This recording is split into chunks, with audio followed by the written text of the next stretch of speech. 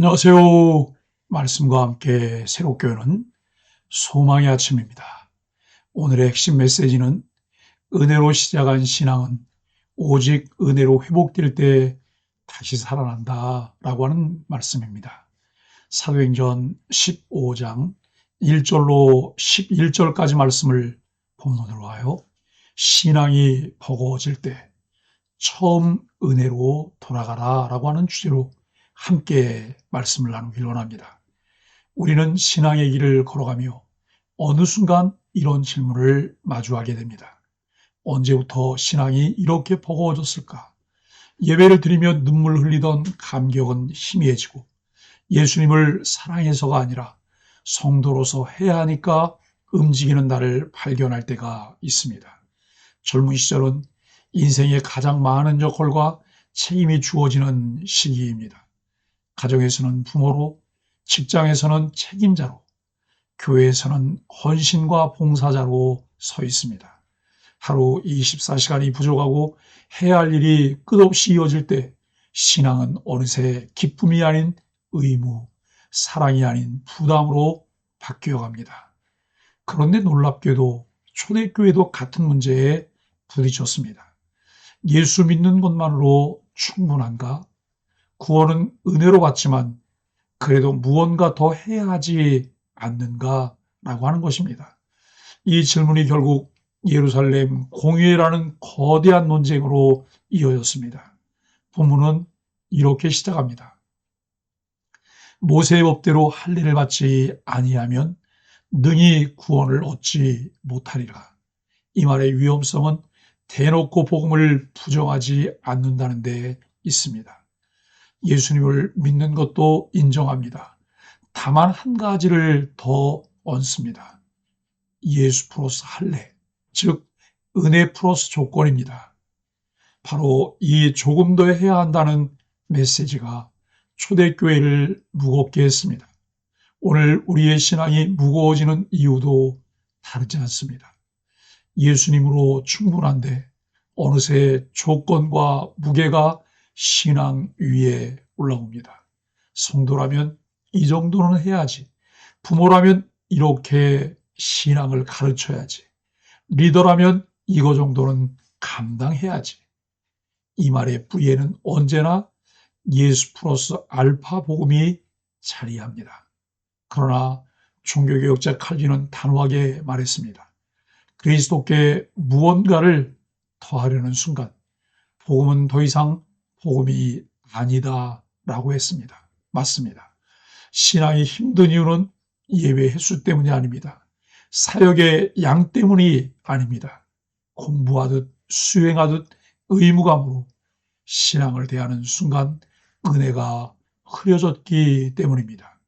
은혜가 사라지면 신앙은 짐이 되고 은혜가 흐려지면 예배는 과제가 되며 은혜가 가려지면 섬김은 부담으로 느껴집니다.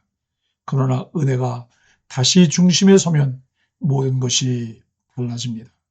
예배는 쉼이 되고 섬김은 기쁨이 되고 신앙의 길은 다시 생기가 흐르기 시작합니다. 예루살렘 공의의 자리에서 베드로는 이렇게 고백합니다. 우리는 주 예수의 은혜로 구원받는 줄을 믿노라. 이 한 문장은 초대교회를 살렸습니다. 그리고 오늘 우리의 신앙을 회복시키는 가장 순전한 복음의 언어입니다. 사도행전 전체를 다시 떠올려 보십시오. 사람은 자꾸 신앙 위에 짐을 얹습니다. 그러나 하나님은 그 짐을 덜어내시는 분이십니다. 처음 예수님을 만났던 순간을 기억해 보면 우리는 이렇게 고백했습니다. 주님이면 충분합니다. 주님만 사랑할 수 있다면 더 바랄 것이 없습니다. 그러나 시간이 지나면서 해야 할 신앙이 쌓이고 규칙이 늘어나고 어느새 은혜보다 형식과 의무가 더 크게 자리 잡아갑니다. 베드로는 초대교회를 향해 다시 본질로 돌아가라고 외친 것입니다. 은혜로 시작했으니 은혜로 걸어가라. 여기서 말하는 처음 은혜로 돌아간다는 것은 단순한 초심 회복이 아닙니다.